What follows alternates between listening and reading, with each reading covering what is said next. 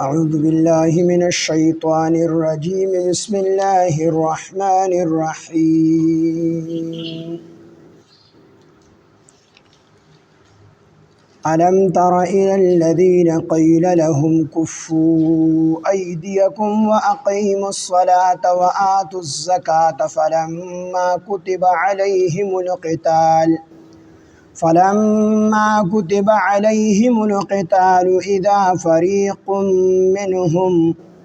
إذا فريق منهم يخشون الناس كخشية الله أو أشد خشية وقالوا ربنا لم كتبت علينا القتال لولا أخرتنا إلى أجل قريب قل متاع الدنيا قليل والآخرة خير لمن اتقى ولا تظلمون فتيلا صدق الله العظيم رب اشرح لي صدري ويسر لي أمري واحلل عقدة من لساني يفقه قولي رب زدني علما سبحانك لا علم لنا إلا ما علمتنا إنك أنت العليم الحكيم سورة نساء پنځمه سپاره آیات نمبر 77 الم ترى آیت ندی کتلی الی الذین ها کسانو تا قیلا چی ویلی شیو لهم هغویتا کفو چی تاسو بن کئی ایدیکم خپل لاسونا د جهاد کولونا و اقیموا الصلاة او قیم کړی منزونا و آتوا الزکاة او ورکوی زکات فلما کتبا پس هرگله چې پرس کړل شو علیهم باغوی باندې القتال جهاد اذا پدغه وخت کې فریق یو ډلې منهم د دوینا اذا پدغه وخت کې فریق یو ډله و منهم د دوینا یخشون الناس دیو یریدل د خلقنا که خشیت الله لکه پشان د یری د الله یعنی څنګه چې الله نه سو کېږي او اشد خشیه یا د الله د یری نوم زیات دی د خلقنا یریدل وقالوا بأول ربنا اے رب زمونگا لما کتبتا تاول فرسکو علینا پا مونگ باندی القتال جهاد لولا اخرتنا ولی محلت رانکلو تا مونگ تا الى اجل قریب ترنزدی مدی پوری قل اوه و تا اے پاک حبیبا متاع الدنیا پیدت دنیا قلیل دا لگدا والآخرت او آخرت خیر دیر بہتر دی لمن دا غچا دا پارا اتقا چې پرهیزګار شو ولا تظلمون او پتاسو به ظلم نشي کولی فتیلا لګ غونډه کې هم یعنی د کجوري پمینز په کجوري په اډوګي کې چې کم تار دي دا غتار برابر پتاسو باندې ظلم نشي کولی دا آیات شان نزول دادي چې یا دا آیات په بار د منافقینو کې نازل شوی دي یعنی دا خبره منافقینو کړي وا چې فلما ربنا لما كتبت علينا القتال تاول فرسكو بمون باندې جهاد لولا اخرتنا الى اجل قريب ولتا مونږ ته مهلت را نکړو تر نږدې نیټه پوري دا خبره خو منافقینو کړي وا ځکه تفسیر قرطبی لیکي چې دا خبره د مسلمانانو د صحابه د شان نډیر لري دا چې هغه دا خبره کړي وی چې مونږ تا د جهاد ولې بمون باندې فرسکو نو دا خبره منافقانو کړي وو دا آیات په بار د منافقانو کې نازل شوی دي بعضی مفسرین وایي چې نه دا آیات په بار د مسلمانانو کې نازل شوی شان نزول دا دی چې د هجرت نمخ کې نبی علیه الصلاۃ والسلام په مکه مکرمه کې ژوند کو صحابه په مکه مکرمه کې پاتې کېدل نو صحابه باندې په مکه مکرمه کې قسم تکلیفونه به صحابه ته رسیدل قسم تکلیفونه به صحابه ته ورکول شو بلال حبشي رضی الله عنه واقعا مشهور واقعا ده چې هغه به چې کوم دی د شپې به چې کوم دی او خو د ورځې به بیا چې کوم دی په هغه تو زخمی حالت کې په کوړو باندې به د شپې او خو په زخمی حالت کې به هغه بیا چې کوم دی په تودو شګو باندې واچو د خپې نه به نیول او راخو به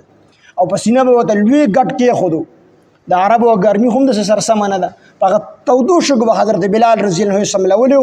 ورته به وی یا چې کوم دی مسلمانانه وړه کافر شه او کوم مسلمان نه پرېګ دی بیا زموږ تکلیفونه د چې کوم دی ټینګ شه پازغو باندې به اوخو هغه تودو شګو باندې به راکاګو قسم تکلیفونه به صحابه ته ور رسول په مکه مکرمه کې نو صحابه به چې تنگ شو نو رالل رسول الله صلی الله علیه وسلم ته به ګیله وکړله چې د الله پیغمبر موږ ته د جهاد اجازت راکړه چې دا کافران په موږ باندې ډیر زیات ظلمونه کوي چې موږ د دین د خپل ظلمونو انتقام واخلو او موږ ته د جهاد اجازت راکړه چې موږ د دې سره وجنګیږو د نورو قومونو په شان. نبی علیه الصلاۃ والسلام ته فرمایل چې ما ته الله حکم نه دی شوی تاسو صبر کوئ مونږ قایموئ او زکات ورکوئ دا کارونه کوئ او چې کله د جهاد حکم راغی نو بیا به تاسو ته وایم چې کله الله ماته د جهاد حکم خو تر کومه پورې د جهاد حکم نه دی راغلی تاسو جهاد مکوئ مونږ کوئ صبر کوئ مونږ کوئ او زکات ورکوئ ځکه چې په دې مونږ سره تر کومه پورې د انسان په نفس کې د منلو باندې نیوي پیدا شوی او انسان تر کومه پورې د تکلیفونو عادت شوی نیوي تکلیفونو سره ځان عادت کړی نیوي خپل نفس سره جهاد نیوي کړي خپل نفس د تکلیفونو او د اذیتونو برداشت کولو ته تیار جوړ کړی نیوي یعنی خپل نفس باندې ډومبه تکلیفونه نه برداشت کړي دغه رنګ تر څو پورې انسان خپل مال د الله په لار کې لګولې نه د دې سره ځان نه عادت کړي نو جهاد کول دا ډېر ګران دي ډومبه د خپل نفس سره جهاد وکړه او مال د الله په لار کې ورکړه دې سره جهاد وکړه دا غینه ورستو به چې کم دي تاکي د طاعت ماده پیدا شي ورستو بیا جهاد د دې وجه نه صحابه ګړومبه الله پاک جوړومبه ته دا حکم کړو تاسو مونږ کوئ تاسو د خپل نفس سره جهاد وکړئ مونږ سار خوبي او شیطان وی او د الله وی پاس دا چې ته پاسه ته د خپل نفس سره جهاد وکړه شیطان وی مال مور کو مال ډیر خوږ سیز دی الله وی ورکا زکات نو مال ورکا دا د خپل نفس سره جهاد وکړو نو ته چې د تکلیفونو سره عادت شي نو بیا به د کافر سره جهاد کولو ته تیاری او کنه دغه سینوي ته د خپل نفس سره جهاد نشي کولای نو د کافر سره بیا سره جهاد هم تبلیغ نه راتلو ډبکیو نو اګه مونږ ټول اکثر تبلیغیان پکې نه ځو بازي ملګری پکې عام کسانو ناسو موږ سره قرانونه د وزیرستان نه راتلو او په ځای اعمال صدقات را سره محادثو کتابونه را سره مونږ ډبا کې ناسو دې کې کوم یکدم غانه ولګي پس غانه ولګي ته جو مرګور ماته پاسې دی استاد ته یا ټیپ بن کی کم سے کم قرانونه دی حدیث زه پاسې د ما استاد ته می مې دا ټیپ بن کې ځکه چې مونږ په خپل ځای باندې چې نوم را باندې تبلیغ دی او کم سے کم قرانونه دلته کې پراته دي او احادیث کتابونه دي د دې لحاظ وکړه دا ټیپ بن هغه د خدای خوشاله کې هغه پور نه ټیپ بن خو ته بل یو کس نه سره هغه باندې خبره خونه لګی دا جمعه ته و چې تبلیغ شکار نه دی جهاد شکار دی جهاد تبلیغ هم شکار دی خو ما ته جهاد شکار دی ما وته د کم ځای نه رالی برما ته تللی او که فلسطین ته تللی مې ته کم ځای نه د جهاد نه رالی دا جهاد دی صرف زموږ د پاره وخت تبلیغیانو د پاره او کنه په خپلم چې د جهاد لته جهاد پیژنې نه زما اراده شته د میتش په اراده باندې کار نه کیږي ټیپ لګیږي د الله حکم ماتيږي دلته قرانونه پراته دي د احادیثو کتابونه دي زور تم د دې په ادبي کې دا ټیپ بن کا او ته زما مخالفت کې په نفس باندې دومره زور نشي راوستلی چې په فکر د ما سره ودرېږي او ساسوي دا ټیپ بن کا قرانونه پکې پراته دي کم سے کم دا خو زموږ کتاب دی اخیری کتاب نو په دې باندې دوره غیرت نشي کولی او ته د کافر ګولې ته ټینګ شي مې تا غوړه د کافر د ګولې شړینګ نه دی اورېدل دا ته دلته کې ډبګ نه سي او دا خبرې کوي نو دا چې سړی باندې راشي الته کنه نو به سړی ته پته ولګي چې دې څومره زور نو تر کومه چې انسان خپل نفس ته تکلیفونو سره نه عادت کړي دی د الله په لار کې jihad نشي کولی نو مکه مکرمه کې الله لا حکم نه کوي پرې چې دې تکلیفونو سره عادت شي ورسته به د jihad حکم راځي نو صحابه په مکه مکرمه کې مکی ژوندۍ وا نبی عليه الصلاه والسلام نوم بناخله قسمه قسم تکلیفونه او نبی عليه السلام دې تاسو بدی ته معافي کوي درگذر به ورته کوي خودی دا تکلیف در رسیده سو انتقام ناخله د جهاد حکم لاندې دراغله خو چې کله مدینه منوره ته نبی عليه الصلاه والسلام هجرت وکړو د جهاد حکم راغی او چې کله د جهاد حکم راغی نو بعضو کمزور مسلمانانو دا خبر وکړه چې یاره د جهاد د حکم وس نه راغلی نو انکار نه کو د جهاد د حکم نه انکار نه کو خپل ضعف او کمزوري شکایت الله ته کو چې موږ ډیر کمزوري دي د ټیم کې د جهاد د حکم نه راغلی نو دلته په مکه مکرمه کې مسلمانانو نبی عليه السلام ته درخواست کو پکار د مدینه منوره کې دی خوشاله شي و چې زموږ درخواست الله قبول کو او الله د جهاد حکم راولې نو علما وایي چې مدینه منوره کې دی ځکه درخواست کو چې مکه مکرمه کې نبی عليه السلام ته وی چې د الله پیغمبره مونږ ته حکم وکړي چې مونږ د کافرانو سره وجنګي وی دغلته د جهاد ارمان او درخواست ځکه کو نبی عليه السلام ته چې په دغه ټیم کې به مسلمانانو باندې ظلم کېدو او دا فطری تقاضا ده طبيعي تقاضا ده چې انسان باندې ظلم وشي نو په دغه د انتقام جذبه راوچتيږي دی چې ما انتقام واغست او چې کله د مدینه منوره ته هجرت وکړو دغه ټیم کې دی د الله پیغمبر موږ له jihad اجازه تراکا دغه ټیم کې دی د انتقام د جذبه غشوه راوچت شي او جذبه به راوچت شي خو چې کله مدینه منوره ته هجرت وکړو نو هلته مسلمانان په آرام باندې او چې ظلم نه وکړي او په دې چې کوم ظلمونه کړي هم دغه ډیر وخت شو دغه نه دین آشنا شو نو په دغه ټیم کې ته الله پاک حکم راولېږي نو په دغه ټیم کې د جهاد حکم د طبيعت خلاف نو بعضو کمزور مسلمانانو دا خبره وکړه چې کاش چې دا حکم دې ټیم کې نه ورغلو انکار نه کو خو خپل کمزوري شکایت الله تکو خو بعضی مفسرین وایي چې نه دا هم کې دي شي چې د صحابه په زړه کې دا خیال راغلی په جبه باندې نه ویلې چې لولا اخرتنا الى اجر قريب یا قالوا ربنا لما كتبت علينا القتال تاولې پاراسکو په مونږ باندې کېتل په جبه باندې صحابو کې دي چې دا خبره نه کړي په زړه کې وسوسه پیدا شوي او د زړه په غیر اختیاري وسوسه باندې انسان نشي نیولی د انسان په زړه کې غیر اختیاري تور د ګناه یو خبره راشي دی ولا په جبه باندې وجود نه ورګي په دې باندې الله دغه انسان نه رانیسي ځکه زړه زمونږ اساسو د اختیار نه بهر دی بعضی وخت انسان ته په زړه کې قسمه قسم د الله باره کې د پیغمبر باره کې د قرآن باره کې شیطان وسوسې ور اچ په دې باندې مخه پکېږي د ایمان نه خده د الله باره کې خپل سوچ بدلوي د الله باره کې انسان ته د شیطان وسوسې ور اچي دا به صحابو ته اچول نو پزړه کې ګستا غیر اختیاري تور یو وسوسه رااله د ګناه یو خیال راغی غیر اختیاري تور نو پدې الله تعالی رانیشي نو کې دي چې د صحابو پزړه کې وسوسه راغلی هغه الله تعالی خو خوشو ځکه صحابه ډېر مقرب خلک نو دا آیات یا د منافقینو په حق کې دی بیا خو اشکال پاتې نشو خو د صحابو په حق کې وي او صحابو د خبره کړې وي نو دی بیا په تور د اعتراض نه د کړي بلکې الله ته خپل د کمزوري شکایت کړې دي او درې مدا چې پزړه کې وسوسه پیدا شي بهر حال الله جل جلاله دا آیاتونه راولېګل چې الم ترى آیاتان دي کتلې ال الذين ها کسانو طرف ته قیل چې ویل شو لهم دوی ته کفو چې تاسو منکه ایدیکم لا سن خپل د جهاد نه زګه دی خو خواهش کړو بلکې مع عبد الرحمن ابن عوف رضی الله عنه نبی علیه الصلاۃ والسلام د الله پیغمبره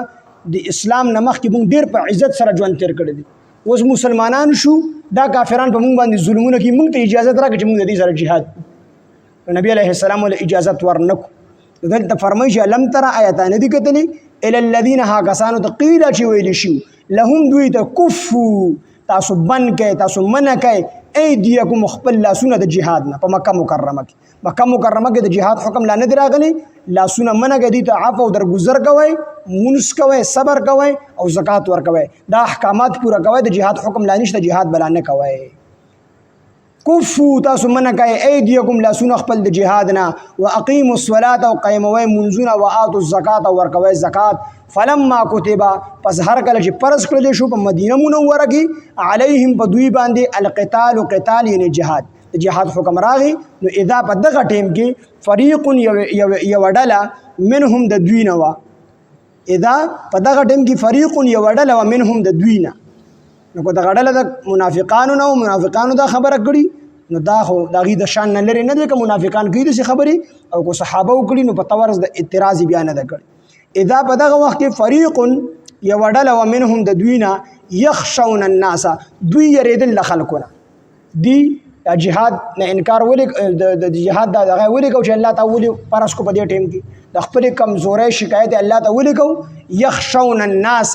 دوی یریدل خلقونه دی د کافرانو نه یریدل چې کافران به مونږ قتل کی مونږ بمړ کی دی د کافرانو نه یریدل یو طبيعي اراده انسان باندې طبيعي راشي نو پدې باندې انسان نه دی ګناګار ځکه موسی علیه السلام ته الله فرمایل یا موسی القی عصاک موسی لاټي او غرسوا نو چې کله موسی علیه السلام امسا لړ کړل دا غینه غټ اجدها چې کوم دې جوړه شول خوځیدل دس نو موسی علیه السلام منډ کړل یرا پیراله طبيعي یرا پیراله نو الله تو فرمایل یا موسی لا تخف مو یریګ موسی مو یریګ نو بس موسی علیه السلام پورن چې کوم دې ودره دو امسا ته لاس نو طبيعي یرا په انسان باندې راتلی شي خامخا فطری تور انسان باندې بیا راځي یخشون الناس داخله کې یریدل د چانه د خلقونه د چانه د کافرانو یریدل صد وجنه چې موږ به دې سره قتال وکړو د کافرانو موږ مړ کې شهیدان بمو یخشون الناس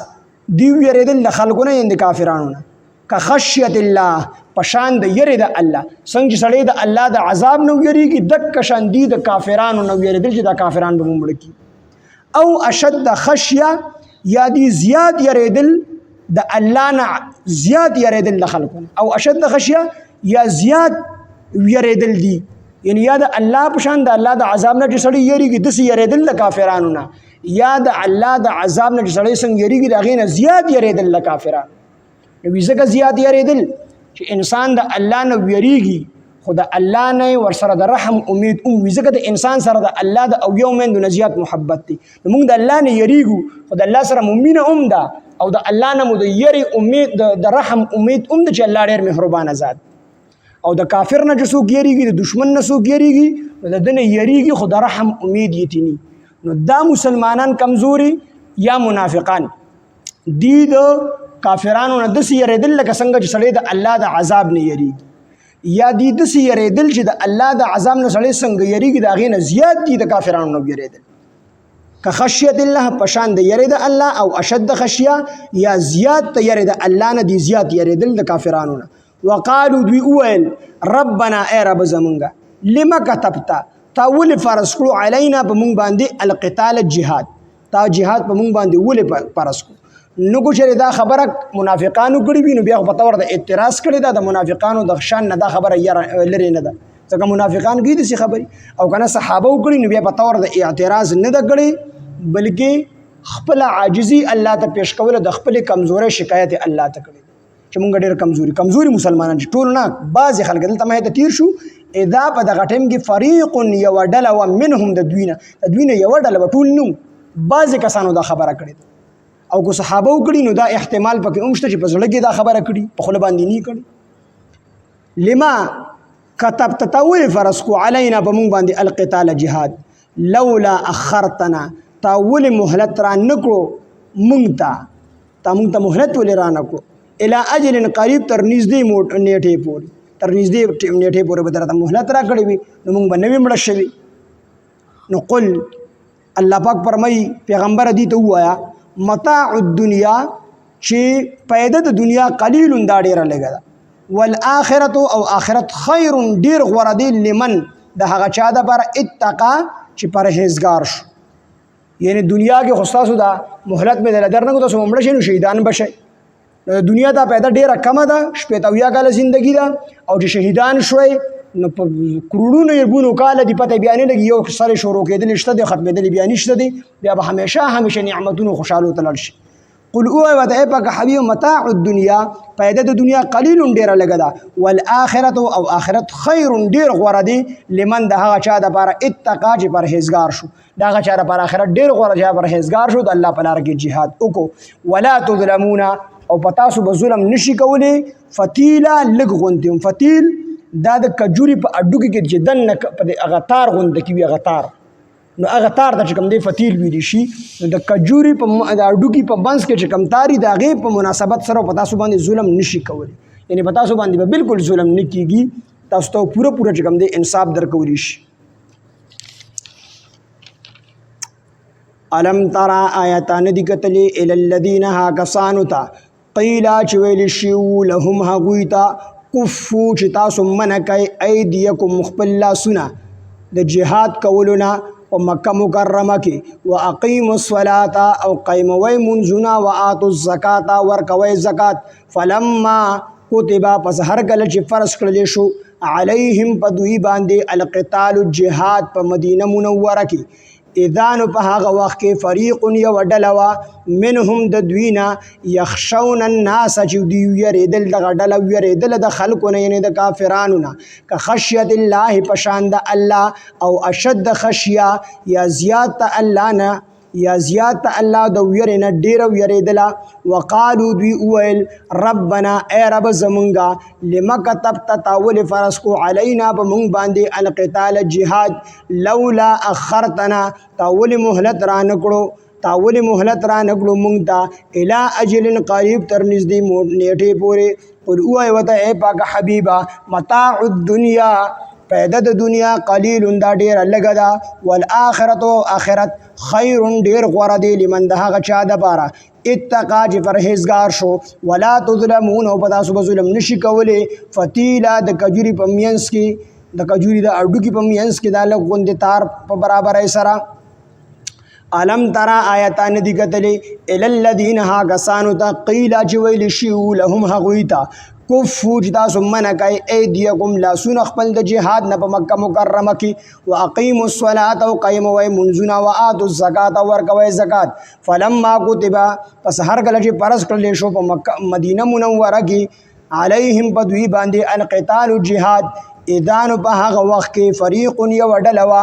منهم د دوی نه یخشون الناس چې دوی یریدل د خلکو نه یعنی د کافرانو نه که خشیت الله پشان د یری د الله او اشد خشیه یا زیات یری د الله نه وقالو دوی ویل ربنا ای رب زمونږه لما كتبت تاول فرض کړو علینا په مونږ باندې القتال جهاد لولا اخرتنا تاول مهلت را نکړو مونږ ته اله اجل قریب تر نږدې نیټه پورې قلو وای وته پاک حبیبا متاع الدنیا ژوند د دنیا قلیل ډیر کم دی والآخرت او آخرت خیر ډیر غوړه دی لمن د هغه چا د پاره اتقا چې پرهیزګار شو ولا تظلمون او پتا سو ظلم نشي کولی فتیل لک غندهم